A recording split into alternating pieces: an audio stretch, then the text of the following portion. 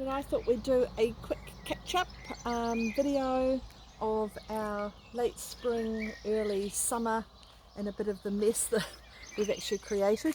Brian's actually looking now to the right of the gate where we've cleared a lot of macrocarpa. I think I'll put some rhododendrons and some natives in there that will scrub up quite nicely eventually. And then we're going to go up to the trees, going around. One thing that we have done to the big trees that you can actually see that we're coming up to, we've taken out some ivy from underneath them, and now we can actually get the lovely bark. It's covered by so it was holly, the holly around it. The bark's actually quite nice. Oh, we've got some rain spots starting. That's unusual. Not. And then to the right, pond life, which has had a lot of work done. Still a lot of work to go, but the back's broken on it now. I've planted where Brian's looking at now, white foxgloves and lupins, which should look quite nice. And then to the left of that there's a stilby. We still don't know what colour that is. And then of course the gunnera, which is absolutely huge. And then walking up to the first of the three gardens that we discovered through old newspaper articles were actually called the terrace gardens. So there we go. They've actually just been chopped back from the first flush of roses. So we're looking at the yellow as Jerusalem sage, which I really like. The delphiniums, which are growing like absolute weeds. The climbers on the back fence are beginning to take off. They were here already, but we took out tons and tons of dead material from them, but they've all come back. And walking around, the sort of reddy orangey rose on the fence there, I think is called handle. I absolutely detest it. Just thought I'd say that up front, but there you go. Cherry tree beginning to come to life. I'm glad about that. I thought that was a goner. And I'll get Brian to walk through to the gate, which was in spring, the daffodils. And you can see the orchard, which is just quite different now. If Brian swings down, you might be able to see that a couple of the steps down to the daffodils have been exposed. Out of one step that you can see, we got a bucket load of daffodil bulbs. And I don't know, we've probably got 17 more steps to go. So there you go, gives you an idea of how thickly they are covered in daffodils. The trees, they're all looking pretty good. And as you can see, there's quite a few foxgloves here to the right. It's just self-seeded. Hopefully they'll continue to self-seed. And coming on to the second of the three gardens, and you can just see the delphiniums. I put most of those in and they've just taken off.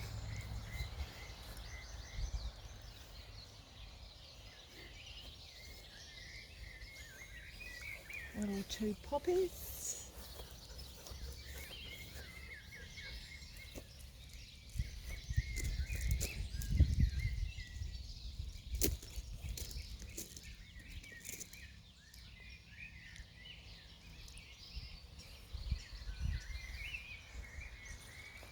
Our job for this afternoon is we're going to be straightening this structure in front of you and painting it. I've painted the two to the side, so hopefully that will be nice and a bit straighter and nice and white by the next video. The yellow rose in front just behind the hedge here is a David Austin rose called Golden Celebration, I think. I'm sure that's what it is. Some more Jerusalem sage and the delphiniums behind it.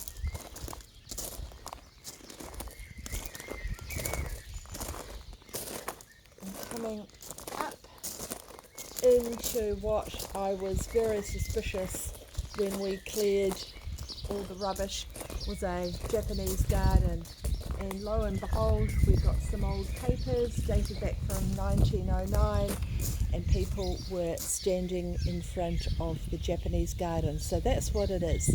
Now a couple of you on this page have actually visited here in person, so we'll actually walk down to the dell because that's in the process of being transformed. We took another almost ton to the dump today to be recycled.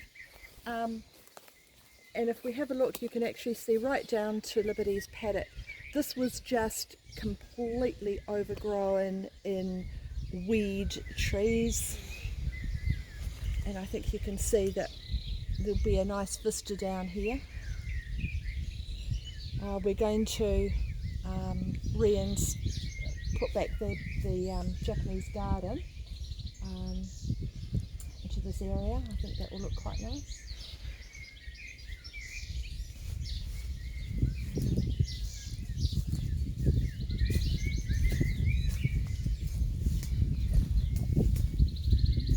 Coming along.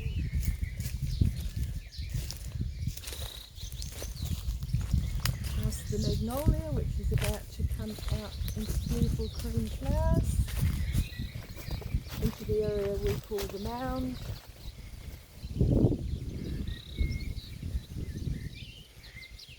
Which has got some mulch on it to try and contain the weeds. And then behind there you can see the roses on the rose walk, which really we have done nothing with, only because we know that we're doing a really, really big revamp of that area. So we'll walk down the rose walk.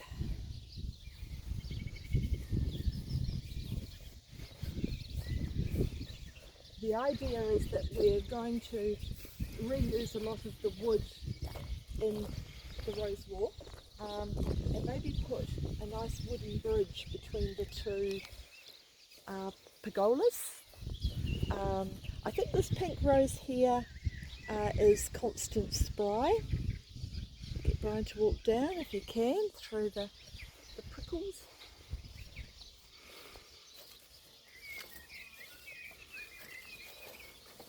The rose here on the right, Pierre de Ronsard, which is an absolute disaster. It actually got affected by a very late frost. I don't know if this rose is actually going to do very well here at all. I'll trim it off and I'll give it a year to see how it goes, but it might be for that great compost heap yet to be built. And then I'll get Brian to turn right. And this peony is absolutely huge, ginormous, a bit garish. I don't know if I particularly like it, but it certainly is almost the size of a bread and butter plate. You can see they're absolutely huge. These trees up here are actually fruiting cherries. How many we'll get? Well, you know, the birds and all that, probably not many, but still. And into the greenhouse,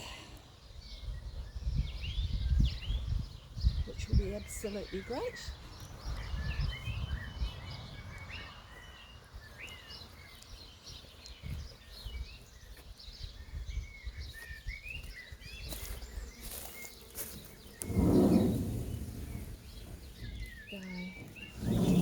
It's a nice big space, 10 by 12, that should be big enough for me. I've already had some tomatoes, so seeds are germinating really quickly in here.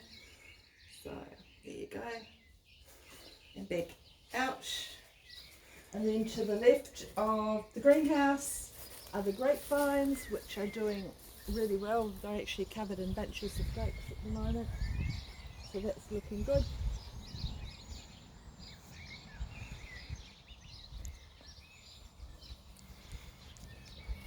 And on to the end of the barn, where the last of the rambling roses has come out, and this would be my absolute favourite. It's absolutely gorgeous, very pretty.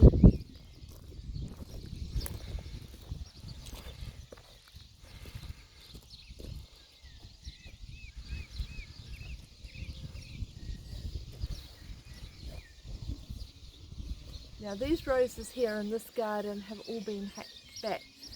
They're all David Austin's. They had to be hacked back. I actually never got to them at pruning time because, well, actually the weeds were so long I didn't even know they were here, half of them. But they had birds' nests in them. They had so much disease.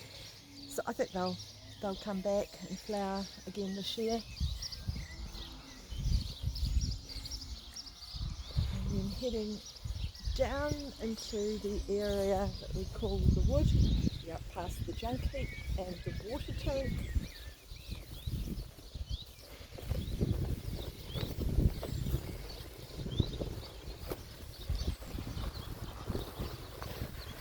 We really haven't touched this area here, but at least we've mowed the lawn. Lawn. Quite, exactly. Yeah, with a bit of mowing, a little bit of top dressing and stuff, it'll come good. Now Brian goes right in this mowing weeds area, shall we call it, and then turns right. You'll see that at some stage people have actually planted yew trees. You have to go through this other side because that one's And got blackberry in it or something. oh, it's all got blackberry in it. But you'll see there's 3 yew trees here like columns. So there has been sort of some basic design idea in the past. I will sort of expose that. It's really quite nice. That's as far as any design goes. I'll probably just smother this area in foxgloves. But really, we've only just mown these weeds, what, 3 times since we've been here, Brian? Yeah. Something like that.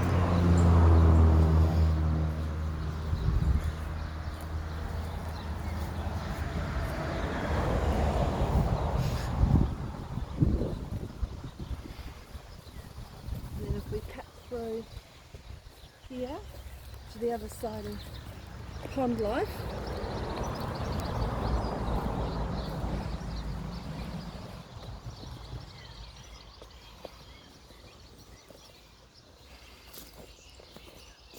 get an idea of the expanse of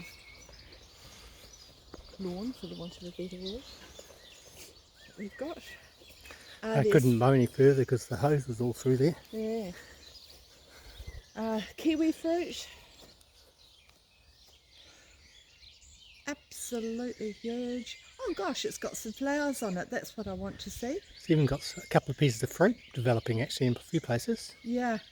I couldn't really prune it till we actually got flowers because I don't know which are the male and which are the female plants. So obviously there are both because it fruits. So I think the pruning for that will be next year. Through to the espaliered pears maybe.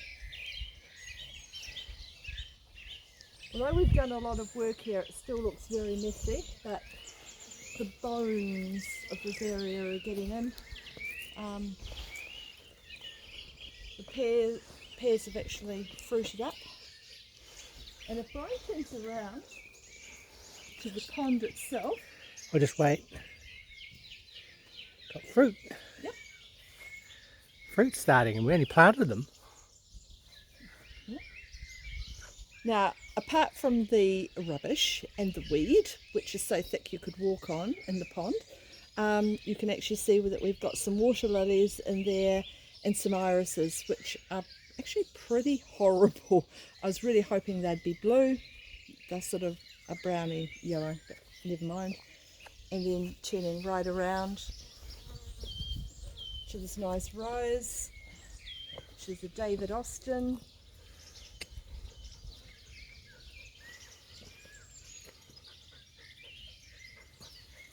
And here we are back to the first of the 3 gardens again. And that's just a very quick late spring tour of the garden. But it gives you an idea of what we've actually, what we've got planted. And also, how much work we've still got to do. Sparky, I'd get out of the gunner, it's got prickles, love.